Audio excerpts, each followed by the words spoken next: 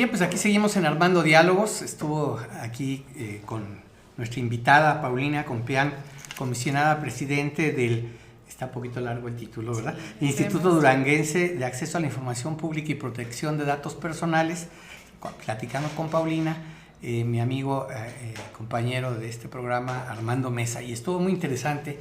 Y antes de seguir con algunos temas, le comentaba yo a Paulina fuera del aire que cuando uno da de alta las aplicaciones, le piden a uno un montón de cosas, ¿verdad? Oye, das acceso a los contactos, das acceso. Y si le dices que no, ya no se instala la aplicación. Sobre todo, hay que decirlo también, porque uno usa algunas aplicaciones que las paga y otras son gratuitas, ¿verdad?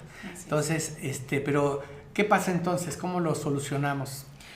Bueno, sí, efectivamente, cuando entras a la aplicación, si no le das aceptar en términos y condiciones, no te deja avanzar y no puedes descargarla. Bueno, revisas de todas maneras términos y aplicaciones, pero ya una vez que la tienes instalada, vuelves a entrar a la configuración y ahí es donde empiezas a desinstalar, por ejemplo, el micrófono o la cámara o todo lo que sea necesario para que tengas una versión como más privada. Sí, porque hay además aplicaciones que por la lógica de la aplicación no necesitan la cámara o el micrófono, salvo que sea para grabar voz. Obviamente si le quita uno el micrófono pues no va a funcionar. Pero bueno, ya sería criterio, pero esos son buenos tips porque efectivamente hemos avanzado mucho en la tecnología y a unas sociedades muy, muy vigiladas.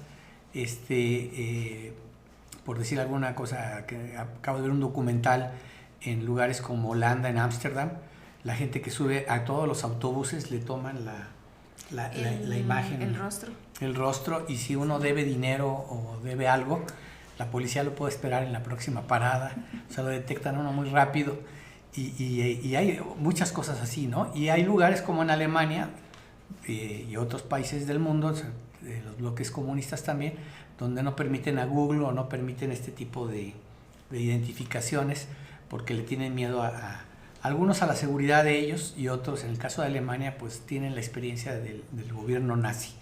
Y eso nos lleva a otro tema, la información pública, ¿no? Que fue como nació estos organismos.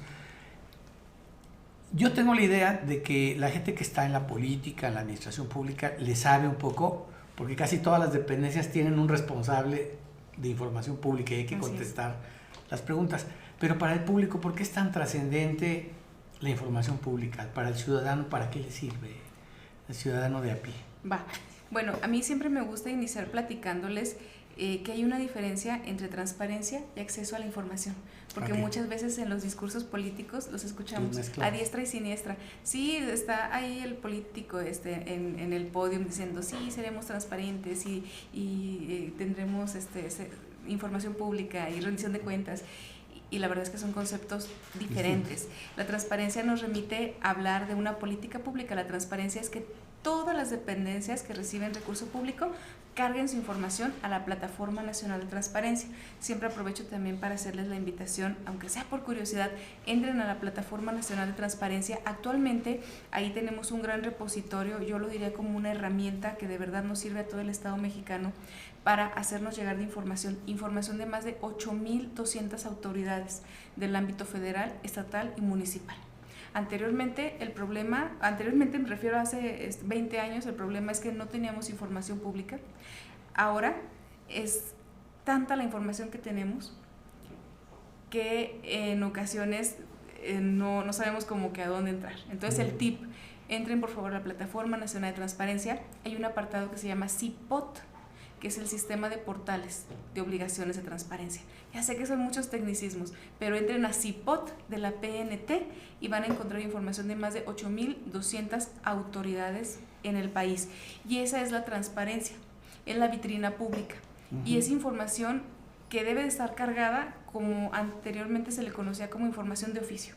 Debe de estar cargada porque sí, porque es una obligación, su propio nombre lo dice.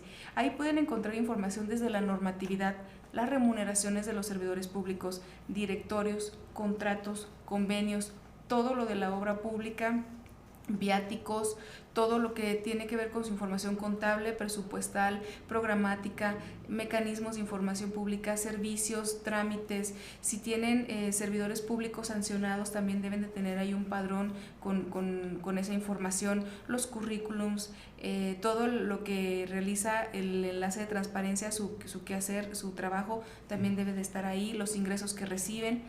Pero luego esto se nos va ampliando porque, por ejemplo, tenemos dependencias con obligaciones específicas. Imagínate lo que deben de cargar los partidos políticos, las prerrogativas por el gasto ordinario, por el gasto de campaña, su padrón de militantes, su padrón de afiliados, las aportaciones que reciben por cualquier naturaleza, todas las revisiones que les realiza el INE.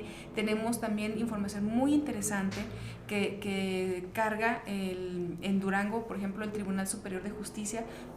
Todas las sentencias que hayan causado Estado deben de estar cargadas en la Plataforma Nacional de Transparencia en su versión pública. O, por ejemplo, la Comisión de Derechos Humanos, también el trabajo que realizan de manera específica precisamente en la defensa de los derechos, también debe de estar cargada. El Plan Municipal de Desarrollo, el Plan Estatal de Desarrollo, los reglamentos, por supuesto. En el caso de los municipios, pues también las gacetas, las actas de cabildo, su Plan Municipal de Desarrollo, los organismos autónomos también debemos de cargar información. Pero bueno, ¿para qué nos sirve? Para diferentes cosas, porque depende del usuario. Hay usuarios que son académicos, estudiosos y descargan información, por ejemplo, para sus tesis. Hay otros que también hacen ejercicios como de trazabilidad.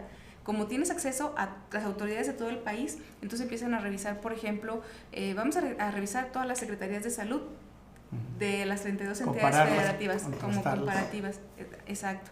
También hay proveedores que así tal cual buscan la información del propio padrón actualizado para saber cómo, a ver, qué están vendiendo, qué están comprando. También hay, por ejemplo, si quieres conocer información para becas, para apoyos sociales, para ayudas, para trámites, pues también puedes entrar a la plataforma y entonces obtener la información. Ahí está cargada ya. Y eso también obliga... Eso es transparencia todavía. A todos estos organismos también los obliga, por lo tanto, a hacer las cosas bien. Sí. Porque si no cumplen con la ley, no cumplen con las normas, no hacen lo que tienen que hacer y no suben la información bien, sí, entonces están siendo de alguna manera vigilados o evaluados por la misma sociedad, ¿no? Que imagino que hay algunos organismos que, estoy pensando, ¿no?, que tal vez tengan más bajas calificaciones en esto, que sean, no sé, me imagino, no sé si los sindicatos o los partidos, no sé cuál sea la clasificación de quiénes son los que más se portan mal, ¿verdad? Sí, no, hay de todo. Hay de todo. Tenemos sindicatos que, por ejemplo, el año pasado alcanzaron un deshonroso 11% en el cumplimiento, o sea, más bien no hay cumplimiento como tal, pero sobre todo los que más se nos han quedado rezagados son los municipios. Tenemos algunos municipios que ya no es que no tengan la capacitación, sensibilización, o sea, se les ofrecen talleres, se les ofrecen seminarios y demás. Y hay internet y computadoras, ¿no? Que era antes el pretexto, ¿verdad? No tengo la tecnología. Sí. Y no, o sea, definitivamente están en un estado como de opacidad. Entonces, ahí pues no, es muy difícil trabajar también a veces con ellos. Y sí, efectivamente, también yo siempre he pensado que luego la transparencia es como un espejo del control interno. Ejemplo, si no tienen viáticos, si no cargan viáticos, es porque no tienen un proceso para la entrega de viáticos. O si no cargan sus estados financieros, es porque tienen un tremendo desorden en tesorería, por ejemplo. Y vemos que los que tienen mejores calificaciones efectivamente tienen como capacidad de respuesta, como decir, aquí está todo, lo que a mí me corresponde está, lo subo sin mayor problema.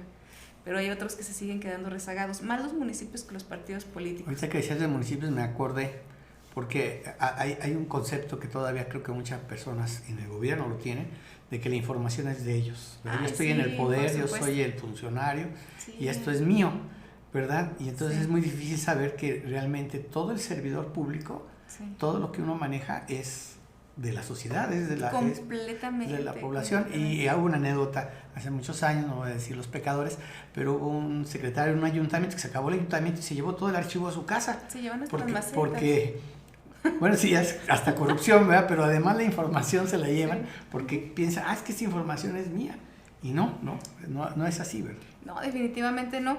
Y pues es que su propia naturaleza te lo dice, información pública, es de dominio público, es de nosotros los mexicanos, porque nos remontamos un poquito al origen y pues hay que recordar que nosotros somos los jefes, con nuestras contribuciones, con las retenciones de impuestos que cada uno como mexicano contribuye al gasto público. Ahí es donde se detona o se desagrega todo el gasto público, y entonces, ¿quién es el jefe? Pues el ciudadano, y toda la información que se genera en todas las... Se llaman sujetos obligados, pero bueno, son dependencias que reciben recursos públicos. Toda la información es de los mexicanos. Y por eso existen estos mecanismos como la Plataforma Nacional de Transparencia para acceder a la información. Y ese es la otra parte que me gustaría comentarles. Existe el CIPOT, que es lo que les comentaba, la parte de la transparencia o la vitrina pública. ¿Qué te parece si en el próximo bloque nos platicas un poquito más de lo de la información pública? Va. Y porque ya el tiempo es pues lo tenemos que respetar. Demoledor. Es demoledor, ¿verdad? Entonces nos marca ahí un límite, y entonces en el próximo segmento le vamos a pedir a Paulina, que es la comisionada presidente del IDAIP, que nos siga informando sobre toda esta institución que tiene ya pues una historia reciente, pero muy impactante en lo que respecta al servicio público, pero también que debe de ser interés de todos los ciudadanos. Regresamos en un momento aquí, Armando Diálogos.